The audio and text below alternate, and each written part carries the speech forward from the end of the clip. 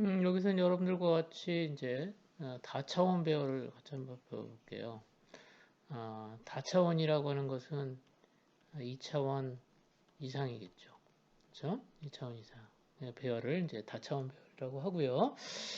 자, 예를 한번 들어보겠습니다. 이제 지금 그 5과목이 있는데 5과목 점수가 있어요. 한 학생이 이제 시험을 5과목을 봤나 봐요. 근데 학생이 한 명이 아니라 학생이 세 명이야.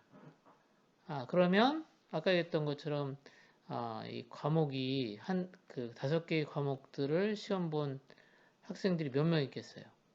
세 명이 존재하겠죠. 자, 이게 이제 2차원 배열. 마치 뭐랑 비슷한 거냐면 테이블과 비슷하죠. 테이블과 같은 구조입니다. 그래서 학생 3명이 5개의 과목의 성적을 가지고 있을 때 각각의 점수는 이제 정수값이다라고 가정해 봅시다. 그러면 얼마만큼의 공간이 필요하냐면 3명의 학생에 대해서 5개 점수니까 3, 5, 15 15개의 공간이 필요하겠죠. 그렇죠? 그래서 15개의 공간이 필요합니다. 15개의 공간. 그래서 15개의 공간이 필요하다라고 하는 거고. 그래서 지금 여기 있는 것처럼 2000 배열 같은 경우에는 여기 있는 것처럼 여는 브래킷과 닫는 브래킷이 두 개예요. 자, 여기 하나, 또 하나 있죠. 3차원 배열이라면 어떻게 되겠어요? 여는 브래킷이 하나 더 추가되겠죠. 자, 그래서 두 개의 대괄호는 2차원 배열을 의미한다라고 알아두시면 되겠고요. 자, 그리고 이거는 이제 선언하는 부분이잖아요. 이쪽은 선언하는 부분이고 이제 배열 객체를 만들기 위해서는 공간을 할당해 줘야 되니까 new 해서 int 3, 5 하면 됩니다. 그래서 정수형 값을 2차원 배열로 3, 5, 15, 16개가 만들어지는 거죠. 그래서 앞에 있는 것을 뭐라고 하냐면 로의 개수, 행의 개수, 그렇죠? 행의 개수, 그 다음에 여기 있는 것은 컬럼의 개수, RC라고 할게요. 자, 로의 개수, 여기는 컬럼의 개수가 되겠습니다. 자, 그러면 이제 우리가 만들었다고 생각하면 각각의 값을 이제 인덱싱 해야 되잖아요. 인덱싱. 값을 접근해야 되는데, 여기 위치는 어떻게 되는 거냐면, 자, 첫 번째 행에, 첫 번째 행에, 첫 번째 행에, 두 번째 열, 이렇게 되는 거예요. 자, 그러면 00은 뭐예요? 첫 번째 행에 첫 번째 열 이렇게 되는 거죠. 그러면 실질적으로 만들어질 수 있는 최대의 인덱스는 얼마가 되겠어요? 여기 나와 있는 것처럼 자, 그 행의 개수가 3개니까 2까지 접근될 수 있고 그 다음에 열의 개수는 5개니까 4개, 2, 4까지 접근될 수 있는 거죠.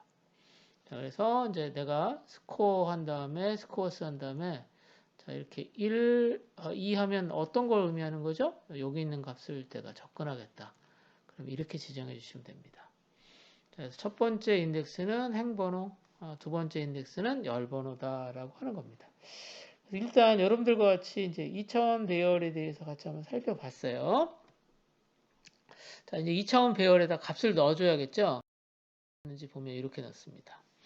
자, 그래서 지금 2차원 배열을 만들고, 그 다음에, 배열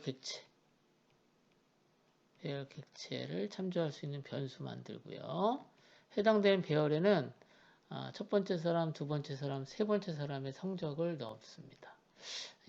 마치 어떤 거죠? 3명의 학생에 대한 점수라고 이해를 하시면 되겠고요. 그래서 값을 일 때는 초기화할 때 이렇게 여는 그 중괄호하고 닫는 중괄호 쓰는데 이 밖에 여는 중괄호하고 닫는 중괄호가 하나 더 있어요. 그래서 5개의 값을 가지고 있는 3개의 자료로 구성되어 있다라고 이해를 하시면 되겠습니다. 그래서 5 곱하기 3, 그래서 15개의 값을 갖게 되고요. 자, 그럼 첫 번째 가로는 뭘 의미하는 거야? 첫 번째 중괄호는 첫 번째 행의 원소가 되겠고요. 자, 얘는 뭐야? 두 번째 행의 원소. 얘는 세 번째 행의 원소입니다. 자, 그러면 여러분들이 이것만 가지고도 스코어스 한 다음에 1, 3 하면 어떤 게 되는 거겠어요?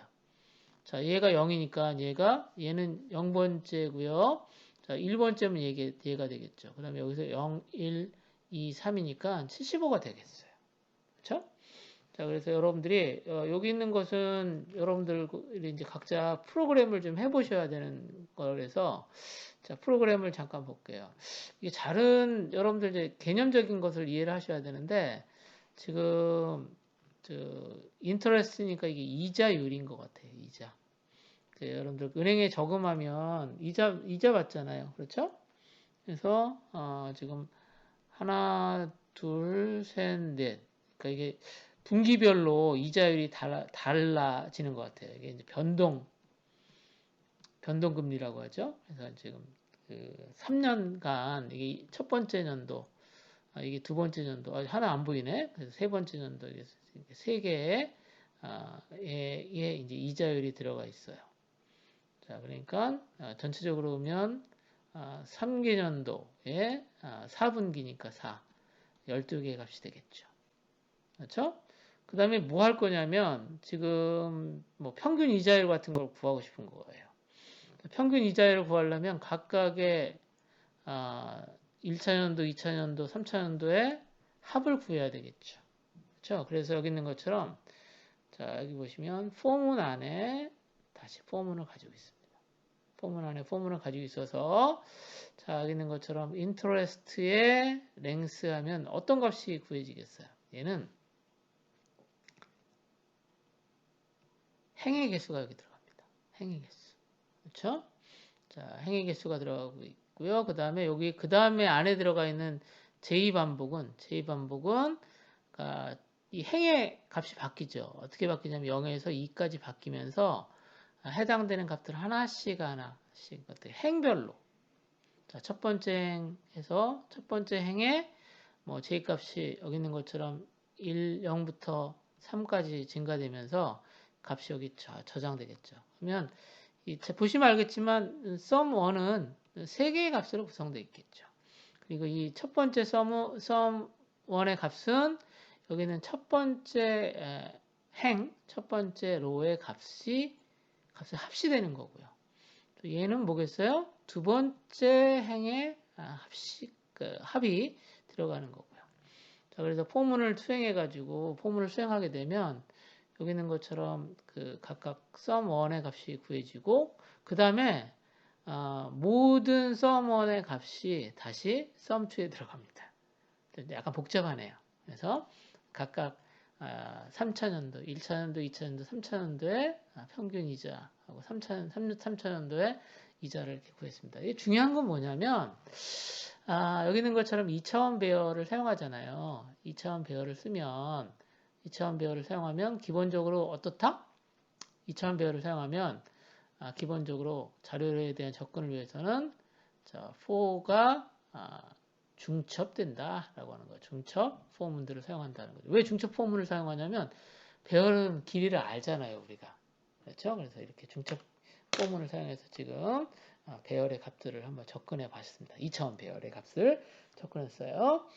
자, 그래서 여러분들이 이제 배열들을 만들 때 지금 그 각각의 값들을 초기화하는 부분들부터 해가지고 설명되어 있으니까 요거는 교재 몇 페이지더라? 잠깐만요. 자, 교재 몇 페이지냐면 TP 179페이지에 있는 내용이네요. 여러분들이 여기 있는 거 실제 프로그램 한번 해보시면 좋을 것 같아요. 자, 그러면서 여러분들이 이제 그 중첩에 있는 포문들도 같이 한번 살펴보셔야 되고, 여러분들이 중첩되어진 포문들은 언제 썼냐면 우리가 삼각형 도형 그림 그리는 거 해보셨죠? 그때 아주 간단하게 중첩 포문들을 썼는데 중첩에서 반복문을 썼는데 이거 조금 더 복잡한 거고 자료는 여기 있는 것처럼 2차원 배열을 다루고 있습니다.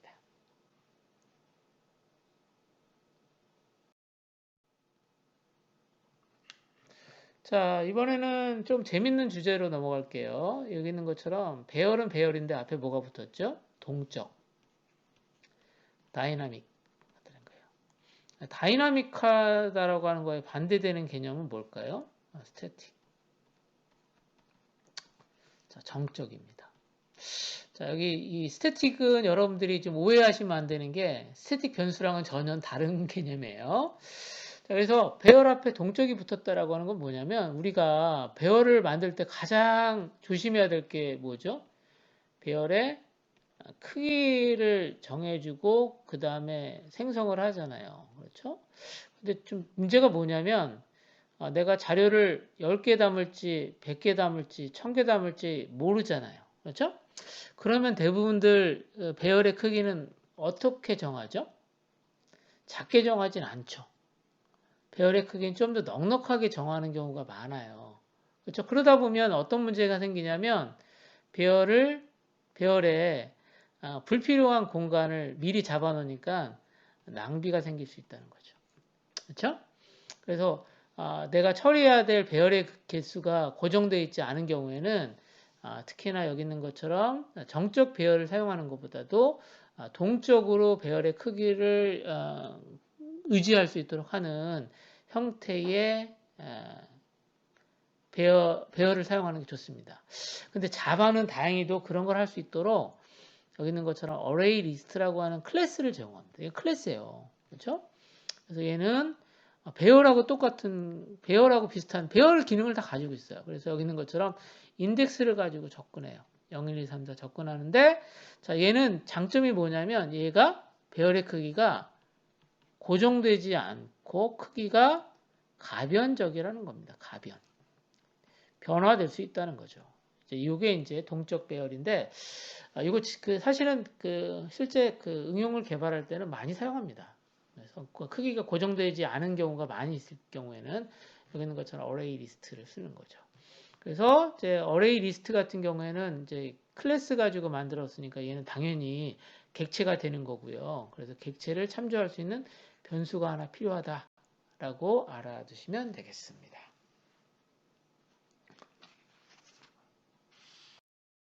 자, 여기 보면 실제적으로 프로그램을 잠깐 보시면 여기 array list 지금 객체 생성하는 거거든요. 그래서 array list하고 변수를 쓰고요. 그다음에 new하고 array list하고 자, 생성자인데 여기 여는 가로 닫는 가로인데 여기 잠깐 보시면 여는 꺽쇠하고 닫는 꺽쇠 있는 걸 좀 조심하셔야 돼요. 이 부분이 중요해요. 그 다음에 여기 보면 array list하고 참조 변수 사이에 여기 나와 있죠. 자, 이 배열에 어떠한 형태의 자료들이 들어갈 것인가 자료의 형태를 이렇게 쓰셔야 돼요. 그래서 여기다가는 뭐냐면 정수값이 들어갈 경우에 인티저. 자, 그 다음에 인트형 같은 경우에 인티저 쓰셔야 되고요. 롱 자료형 같은 경우에 이렇게 롱 쓰셔야 되고, 그 다음에 숏 같은 경우에는 이렇게 숏, 플로트, 더블 이렇게 실수 같은 경우에 이렇게 써야 되는데, 자, 잠깐 보시면 이게 대문자로 들어가 있는 인티저, 롱, 숏, 플로트, 더블은 사실은 자바에서 제공하는 클래스예요. 자바에서 제공하는 클래스. 그러니까 자료형별로 자바 같은 경우에 자료형별로 이런 형태의 클래스를 미리 만들어 놨거든요. 걔를 이렇게 쓰시면 된다라고 하는 거죠. 그래서 얘가 배열이다 보니까 여기 있는 것처럼 add, 그 다음에 remove, get size와 같은 add, remove, get size와 같은 메소드를 사용해서 자료가 처리됩니다. 메소드예요. 그렇죠? 자, 여기 나와 있는 것처럼 add는 뭐겠어요? add는 여기 있는 것처럼 리스트에 어레이 리스트에다 자료를 집어넣는 거고요. remove는 뭐야? 해당되는 번호에 있는 자료를 삭제할 때 쓰는 거고, get은 해당되는 인덱스에 있는 자료를 읽어오는 거예요. 자, 사이즈는 뭘까요? 사이즈는 현재 저장되어 있는 배열의 크기를 얻어오는 겁니다. 배열 어레이 리스트에. 자, 이 부분들 여러분들이 보시면 좋을 것 같아요. 그래서 실제 이거 어레이 리스트 같은 경우에는 사실 많이 쓰거든요. 그래서 실제 사용되는 프로그램을 살펴보는 것이 좀 중요하다는 생각이 듭니다. 자, 어레이 리스트 사용해서 프로그램 한번 해볼게요. 자, 여기 조심하셔야 되는 게 여기 이제 자료를 읽기 위해서 키보드에서 읽기 위해서 지금 스캐너 클래스 생성했고요. 8번. 그 다음에 여기 이제 오늘 핵심이야. 그렇지? 그래서 여기 있는 것처럼 어레이 리스트를 생성합니다. 어레이 리스트. 그래서 생성되어지는 객체. 그렇죠? 어레이 리스트 객체를 참조하는 변수는 스코어스입니다. 근데 여기 있는 것처럼 얘가 배열임에도 불구하고 크기를 정하지 않습니다. 그렇죠? 그리고 이 안에 들어갈 자료가 자, 여기 있는 것처럼 next int니까 이게 int형 자료 값을 저장할 거거든요. 자, 그럴 경우에 여기 있는 것처럼 인티저라고 써주셔야 돼요. 인티저라고 써주셔야 되는 거예요. 그래서 인티저 타입의 자료들이 저장됩니다. 근데 자, 하나 빼먹었다. 자, 어레이 리스트에는요. 어레이 리스트는 객체가 들어간다고 생각하면 돼요. 객체가 저장된다. 객체가 저장되는 거예요. 그래서 일반 프리미티브 뭐 10, 20 이런 값이 아니라 객체가 저장되는 구조입니다. 사실은 조금 복잡하지만 장점은 뭐냐면 아까 그러다 보니까 가변 길이, 그러니까 크기에 대한 부분들, 뭐 배열에 들어갈 수 있는 자료들에 대한 것을 유지하는 것을 본인이 프로그래머가 할 필요 없이 사실은 시스템에서 제공하는 거죠. 자, 그래서 이렇게 선언해놨고, 그래서 지금 자료가 저장되는 것은 인티저가 들어갈 거고요. 그다음 뉴에서 뉴 리스트 한 다음에 요거 들어가는 거 좀 조심히 하셔야 되겠어요. 여는 브레킷, 닫는 브레킷 이렇게 하시면 되겠고요. 이렇게 일단 하시면 좋겠어요. 이렇게 하시면 되겠고, 그 다음에 여기다가 그 다음에 이제 데이터는 이제 저장될 값이죠. 값이 저장될 값이고 이거는 이제 합을 구할 때 쓰려고 하는 거대. 저장된 다음에 이거 평균을 구할 거거든요. 자, 그런데 얘는 장점이 뭐냐면 배열의 크기를 정하지 않으니까 여기 있는 것처럼 while 문장을 사용해서 자료를 읽어요. 자, 언제까지 읽냐면 여기 있는 것처럼 값이 0보다 큰 값이 나올 때까지 읽어옵니다.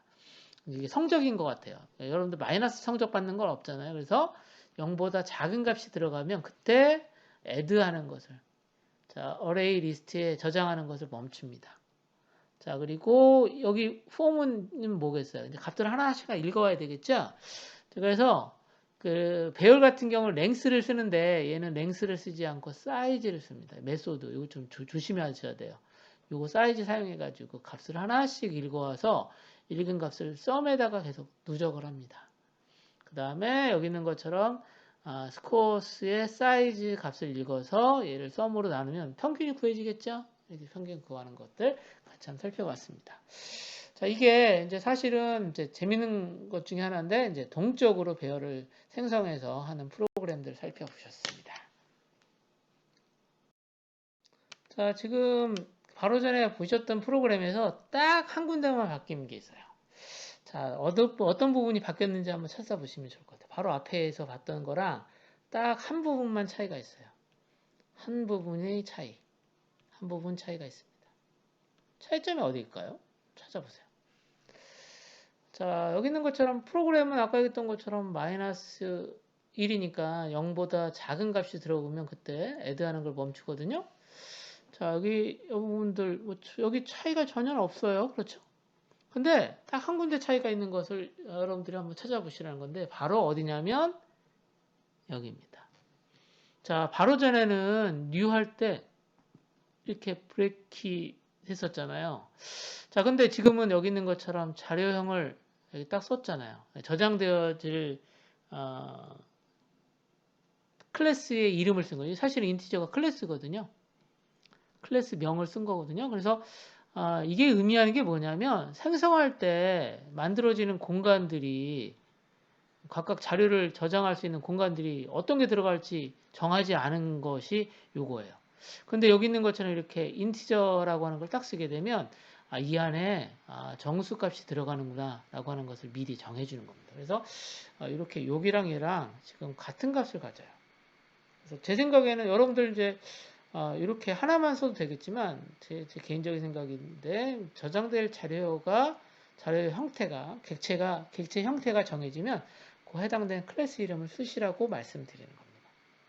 아시겠죠? 그래서 이렇게 여러분들 이제 프로그램 같이 한번 살펴봤습니다. 네, 앞에 했던 거랑 프로그램의 결과는 같은 결과가 나오게 됩니다. 자, 여기 있는 것은 여러분들 같이 한번 오류 한번 찾아볼게요. 우리가 배웠던 내용이라서 한번 복습하는데요. 자, 여기 오류가 발생했습니다. 여기 왜 오류가 발생했는지 한번 여러분들 생각해 보시면 좋을 것 같아요. 자, 이 내용들에 대해서 한번 살펴보고 내용을 공부하고 싶으면 어디를 보셔야 되냐면, 몇 페이지 봐야 되지? 자, 어디 봐야 될까요? 여러분들이 페이지 175페이지 한번 살펴보시면 되겠습니다. 제가 답은 안 알려드릴게요. 그래서 여러분들 여기 그 배열 선언과 생성하는 데 생기는 오류거든요. 오류 원인 한번 찾아보시면 좋겠습니다.